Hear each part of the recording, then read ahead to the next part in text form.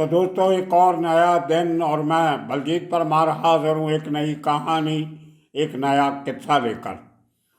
आज आपको बताएंगे कि क्यों बार बार हिंदी फिल्म स्टार सलमान खान के ऊपर हमले किए जाते हैं, या कहें कि उसको डराया धमकाया ज़्यादा जा रहा है, लेकिन कोई सीरियस अटेम्प्ट अभी तक पॉसिबल नहीं हो सकी, क्योंकि सिक्योरिटी बहुत टाइट है, या जो लोग इस किस्म की हरकतें कर रहे हैं उनका इरादा ज़्यादा पब्लिसिटी लेने का हो सकता है या दहशत फैलाने का हो सकता है। उनको मालूम है कि वो फिजिकली सलमान खान का नुकसान नहीं कर सकते, उसके कारण है।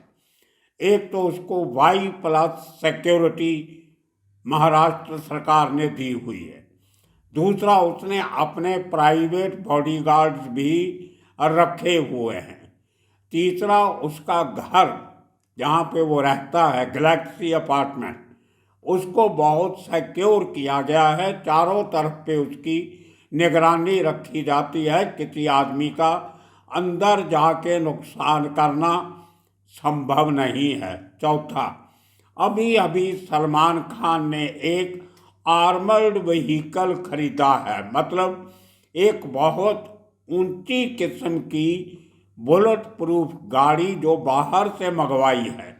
उसकी कीमत भी 5 करोड़ से ज़्यादा बताई जा रही है। उस पे आजकल सफ़र करता है, जिसमें अगर कहीं उसके रास्ते में विस्फोटक भी रखे हों, सड़क के ऊपर बिछा के, जिसको हम IED कह देते हैं, उसके सेंसर भी लगे हुए हैं, तो उसकी गाड़ी को भी नुकसान पहुंचाना बहुत दूर की बात है।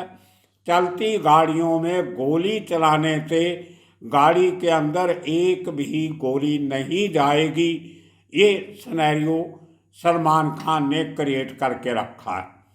और उसका कॉन्फिडेंस लेवल इतना हाई है पूरे परिवार का, उनको लगता है और उनको पता है, उन्होंने इतने पुख्ता इंतज़ाम किए हैं कि हमारे बेटे का या हमारे फैमिली मेम्बर का नुकसान नहीं हो सकता। आज भी जो एक मीडिया से बात करते हुए सलमान के पिता सलीम खान ने जो एक बयान दिया है, बहुत अहम है। उन्होंने बहुत सीधे शब्दों में कह दिया कि जो लोग भी इस किस्म की हरकतें कर रहे हैं उनका इरादा निशाना सिर्फ चीप पब्लिसिटी लेना है, हल्के लेवल की पब्लिसिटी गैदर करना है, वैसे हमला करना उनके बस की बात नहीं है। आपको याद होगा 2-3 महीने पहले सलमान खान का एक करजत में फार्म हाउस है, जहाँ पर ठाकरे परिवार का भी एक फार्म हाउस है, बहुत बड़े बड़े लीडर्स के वहाँ पे फार्म हाउस हैं। उनमें से एक बड़ा फार्म हाउस सलमान खान का भी है, जिसके अंदर एक मिनी स्टूडियो है। वो अंदर रहने के घर, मेहमानों के लिए रहने के guest room, swimming pool, party hall और साथ में गार्डन जिसमें ओपन पार्टी हो सकती है, और वहाँ भी पूरी पुख्ता सिक्योरिटी है। 2 लड़के वहाँ से पकड़े गए थे जो उसकी दीवार को कूद कर अंदर जाने की कोशिश कर रहे थे, और ये दोनों लड़के, आपको याद होगा, ये लॉरेंस बिश्नोई के पंजाब के गांव के रहने वाले थे। 2 दोस्त थे। उनको वॉचमैन ने, सिक्योरिटी वालों ने पकड़ के पुलिस के हवाले किया था। उसके बाद में उनकी जमानत हुई नहीं हुई, लेकिन ये एक उन लोगों ने, उनके पास से कोई हथियार नहीं मिले थे, लेकिन आइडेंटिटी नकली मिली थी। कहीं ना कहीं उनका भी कोई रोल हो सकता है, लेकिन पूरी जिम्मेदारी आज एक बार फिर लॉरेंस बिश्नोई के भाई अनमोल बिश्नोई ने ली है। एक इस किस्म का डायलॉग वो पहले भी 2-3 बार बोल चुके हैं कि ये तो एक ट्रेलर है, असली फिल्म बाकी है। ये हमला हमने करवाया है और आगे भी होंगे। हमें या हमारी ताकत को लॉरेंस बिश्नोई के भाई अनमोल बिश्नोई ने एक सोशल मीडिया पोस्ट में कहा कि हमारी ताकत को सलमान खान कम नहीं समझे, हम तो उसके साथ खेल रहे हैं, उसको मौका दे रहे हैं। मौका है क्या? आपने पिछले साल एक इंटरव्यू आई थी एक नेशनल चैनल पे, जो पंजाब के एक रिपोर्टर ने की थी।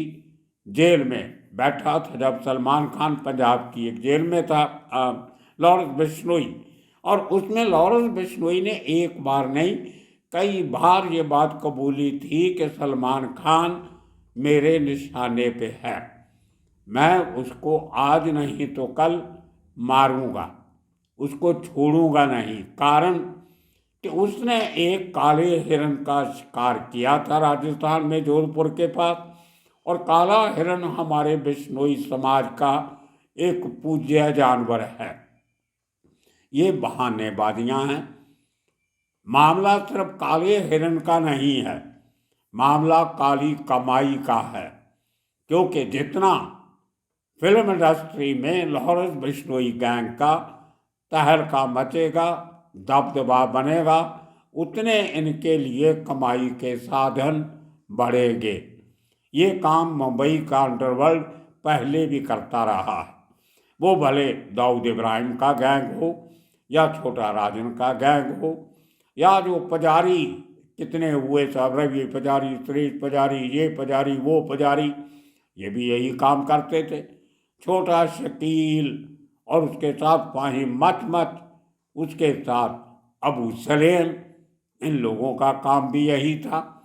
तो फिल्म इंडस्ट्री एक वो सोने का अंडा देने वाली मुर्गी है जिसका फायदा हर गैंग पिछले 35-40 सालों से उठाता आ रहा है। ऐसे ही नहीं, जब मुंबई के बड़े बड़े फिल्म स्टार 80s में शारजा जाते थे क्रिकेट मैच देखने, तो उनमें से ज़्यादातर फिल्म इंडस्ट्री के लोग दाऊद इब्राहिम के उस कूपे में बैठे होते थे, उसके उस बालकनी में बैठते थे जो दाऊद इब्राहिम बुक करता था उनके लिए। बहुत सी तस्वीरें आपने देखी होगी उस ज़माने की शारजा क्रिकेट मैचेस की, जहाँ पे कोई ऐसा एक्टर नहीं है फिल्म इंडस्ट्री का, 2-4 को छोड़ के, वो भी जो एक्टिविस्ट किस्म के लोग हैं। बाकी हर स्टार उस स्टैंड में बैठ के दाऊद इब्राहिम के साथ मैच देखना अपनी शान समझते थे। ये 93 के पहले का दौर था।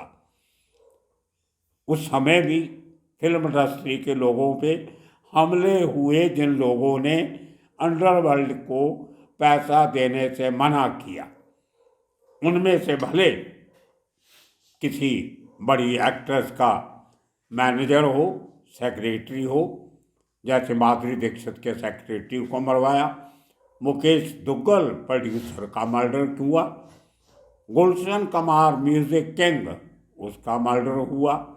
तो इस तरह से बहुत सारे कत्ल फिल्म इंडस्ट्री में हुए, और उन लोगों को जिन्होंने इस अंडरवर्ल्ड की बात नहीं मानी। उसके अलावा थ्रेट बहुत सारे लोगों को आई, जिनमें राजकुमार संतोषी भी शामिल है, दूसरे प्रोड्यूसर भी शामिल हैं। तो ये एक पुराना दौर है, क्योंकि फिल्म इंडस्ट्री के जो लोग हैं वो थोड़े से वल्नरेबल होते हैं, एक सॉफ्ट टारगेट होते हैं। अगर किसी एक्टर का चेहरा बदल जाए, कोई मुंह पे गोली लग जाए या हीरोइन के चेहरे पे चोट लग जाए, तो उनका कैरियर खत्म हो जाता है। और उनकी इसी किस्म की कमजोरियों का फायदा अंडरवर्ल्ड हमेशा उठाता रहा है। उसके पहले भी अंडरवर्ल्ड के फिल्मों से रिलेशन थे, लेकिन वो आपसी दोस्ती और भाई भतीजावाद जैसे रिश्ते थे, उसमें गोली बारूद इस्तेमाल नहीं होता था। जैसे हाजी मस्तान के बहुत सारे फिल्मी पर्सनैलिटी से दोस्ती थी, पार्टीज में आना जाना, फंक्शन को अटेंड करना, एक दूसरे के घर जाना, दुख सुख में शरीक होना। उसी तरह करीम लाला के बहुत से फिल्म इंडस्ट्री के लोगों से रिश्ते थे। वरदा राजन के भी बहुत लोगों से रिश्ते थे, अमिताभ बच्चन से लेकर सब तक। लेकिन उसके बाद का जो दौर आया नए लोगों का, खास तौर पे दाऊद का भाई नूरा, उसने तो फिल्मों में गाने भी लिखे, वो जिसमें मुंबई के स्वर्ग के नाम लिए जाते थे, बोरीवली, चांदीवली, कांतीवली, इस किस्म के गाने लिखे उसने। और उसके साथ फिल्म इंडस्ट्री में दखल बढ़ा। फिर कुछ फिल्मी हस्तियों के नाम अंडरवर्ल्ड से जुड़ने लगे। फिर कुछ लोगों की अंडरवर्ल्ड के लोगों के साथ हीरोइंस की शादी भी हो गई। जैसे माधुरी दीक्षित ने एक ड्रग स्मगलर के साथ रहना शुरू कर दिया, एक दूसरी हीरोइन ने अबू सलेम के साथ रहना शुरू कर दिया, एक तीसरी हीरोइन का नाम दाऊद भाइयों से जुड़ना शुरू हो गया। तो ये पुराना इतिहास है फिल्म इंडस्ट्री का। लेकिन जिस तरीके से आज के जो गैंगस्टर हैं, खासतौर पे वो जो मुंबई से जिनका कोई नाता नहीं है, वो नॉर्थ इंडिया के गैंगस्टर्स हैं, हरियाणा, पंजाब, यूपी, दिल्ली, राजस्थान, यहाँ ये लोग अपने पैर पसारना चाहते हैं मुंबई में, जहाँ पे अंडरवर्ल्ड अभी तकरीबन डेसिमेटेड है, एक तरीके से ख़त्म हो चुका है। इनको लगता है कि मैदान खाली है। उसका फ़ायदा उठा के जो लोग आगे बढ़ना चाहते हैं। तो काला हिरण की वजह से सलमान खान को मारने की धमकी देना एक महज बहाना है। पिछले दिनों में एक और टेलीविज़न चैनल के साथ बात करते हुए लॉरेंस बिश्नोई के दाहिना हाथ गोल्डी बराड़ ने भी कहा था कि हम सलमान खान को नहीं छोड़ेंगे। बीच में बहुत सारी कोशिशें हुई। मुझे याद है पंजाब में सलमान खान के खास आदमी लोग आए थे, वो इनके करीबियों को मिलने गए थे। जो लोग उस समय लॉरेंस बिश्नोई के करीब थे, उनमें से एक आदमी का तो बाद में मर्डर भी हो गया। तो पंजाब के जो गैंगस्टर्स हैं नॉर्थ इंडिया के, जिस तरीके से ये इस इलाकों के सिंगर्स को, एक्टर्स को, कलाकारों को डरा धमका के पैसा लेते हैं, जब दिक्कत आती है तो कलाकारों का मर्डर भी करवा देते हैं। जैसे हमने सिद्धू मूसेवाला केस में देखा, उसने पैसे नहीं दिए तो उसको मरवा दिया, लेकिन जिन्होंने दिए उनको खुला छोड़ दिया। बिल्कुल उसी तरह जिस तरह गुलशन कुमार को मारा गया, उसी तरह सिद्धू को रास्ते से हटाया गया। उसके बाद भी अगर कलाकार नहीं डरें तो कब डरेंगे। तो अब इनको लगा कि जिस तरह हमने पंजाब में कलाकारों को, सिंगर्स को, एक्टर्स को और इसी किस्म के शोबिज़ से जुड़े हुए लोगों को डरा धमका के कमाई कर रहे हैं, उसी तरह हमारा अगर रास्ता मुंबई में खुल जाए तो बहुत पैसे कमा सकते हैं। ये मेन एक क्रिमिनल इंडस्ट्री बन चुकी है अभी। ये सिर्फ कोई कत्ल करना या कंट्रैक्ट किलिंग करना, उससे बहुत आगे बढ़ चुके हैं ये लोग। ये ऐसे काम करते हैं जो आगे जाके बिकते हैं, जहाँ से इनको आमदन हो सकती। इनके जितने लोग फॉरेन में बैठे हैं, कनाडा में, अमेरिका में, उन लोगों ने वहाँ पे जाके भी इस किस्म के धंधे शुरू किए हैं जिनका एंटरटेनमेंट इंडस्ट्री से बहुत अच्छा रिश्ता होता है, उसी को आगे बढ़ा रहे हैं। इनको पता है कि लोगों की कमज़ोरी है म्यूज़िक सुनना, फिल्में देखना, और वहीं से इनके साथ लोग जुड़ते हैं डर की वजह से, या जिनको दूसरे गैंगस्टर से खतरा होता है उनको प्रोटेक्शन चाहिए होती है। तो ये लंबी चौड़ी गेम है। लय दे के पूरा मसला पैसे का है। ये बाकी सब बकवास है कि हम काले हिरण को मारा था, उसका बदला ले रहे हैं, ये हिंदू है, वो मुसलमान है, वो सिख है, वो ईसाई है, ये सब बहानेबाजियाँ। मकसद सिर्फ डरा धमका कर पैसा कमाने का है।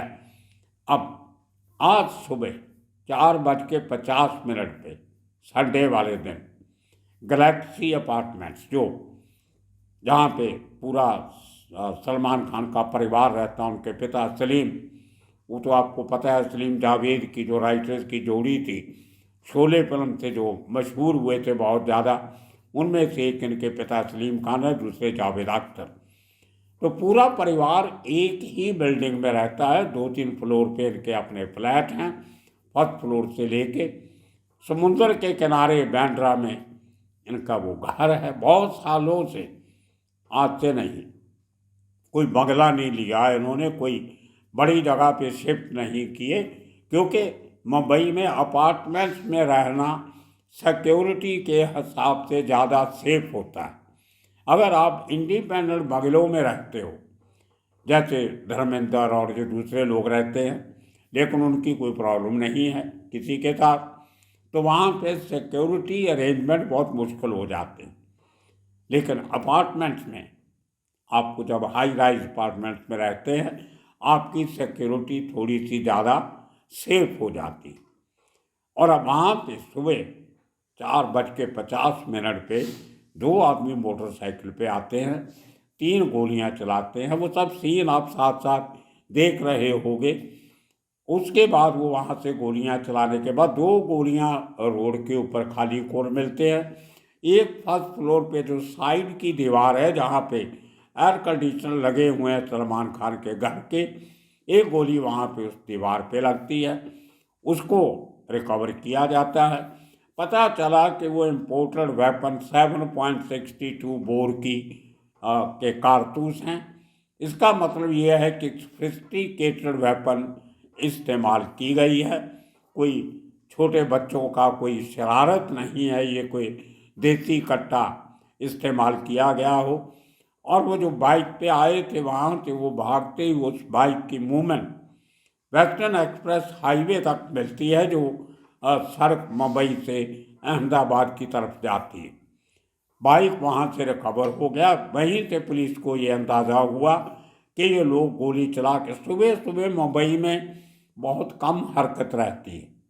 7 बजे के बाद तो सड़कें भरनी शुरू हो जाती हैं, लेकिन उसके पहले बहुत कम लोग घरों से निकलते हैं। मुंबई ऐसा शहर है जहाँ पे लोग लेट रात तक जागते हैं और सुबह लेट उठते हैं। और जल्दी उठना वहाँ के लोगों की आदत नहीं है, सिवाय उनके जिनको सुबह सुबह कुछ मॉर्निंग शिफ्ट में ड्यूटी पे जाना होता। तो उनके लिए, अटैकर्स के लिए, इस किस्म की हरकत करके भाग जाना सुबह सुबह बहुत आसान था। और वो रोड ऐसी है जहाँ से लोग आगे बैंड स्टैंड की तरफ जाते हैं, या सी रॉक होटल की तरफ, उसके नज़दीक ही शाहरुख खान का घर भी है। तो ये काफ़ी सेंसिटिव एरिया है वो। इनके घर के सामने बिल्कुल एक बहुत बड़ी चर्च है, जहाँ पे 8-9 बजे चर्च के शामिल होने वाले लोगों का भी तांता लग जाता है। लेकिन ओवरऑल बहुत शांति वाला एरिया है वो। इतना ट्रैफिक नहीं होता है सुबह सुबह, खास तौर पे। रात को काफ़ी हो जाता है, लोग घूमने फिरने बहुत निकलते हैं, सैर करने वाले बहुत निकलते हैं। उसका फ़ायदा उठा के ये लोग गोलियां चला के भागते हैं। जो वेस्टर्न एक्सप्रेस हाईवे वहाँ से तकरीबन 4 किलोमीटर दूर है, वहाँ से जाके उनका बाइक बरामद होता है। उसकी तस्वीर पुलिस ने अभी तक नहीं दी है, कहाँ की रजिस्ट्रेशन है, कौन सा मेक है, लेकिन मिल गया।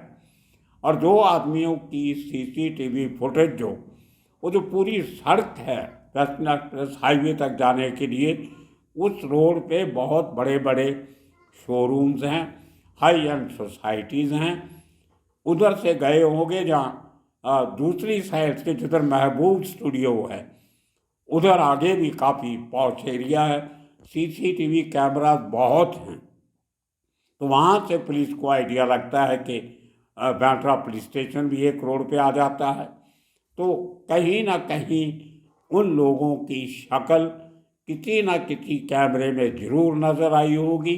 इसीलिए पुलिस ने कहा है कि दोषियों को जल्द पकड़ लिया जाएगा। और मुंबई पुलिस मशहूर है ऐसे केसेस को बड़ा पुख्ते तरीके से सॉल्व करने में। तो देश तो आने वाले दिनों में देखेंगे कि कैसे जो लोग पकड़े जाते हैं, कहाँ के पाए जाते हैं, हथियार वही मिलते हैं या नहीं मिलते, जो सब देखना होगा, इंतज़ार करना होगा कुछ दिनों का, 2-4 दिनों का, ज़्यादा लंबा समय नहीं लगता ऐसे के। तो तब तक के लिए आप सबका बहुत बहुत शुक्रिया, धन्यवाद।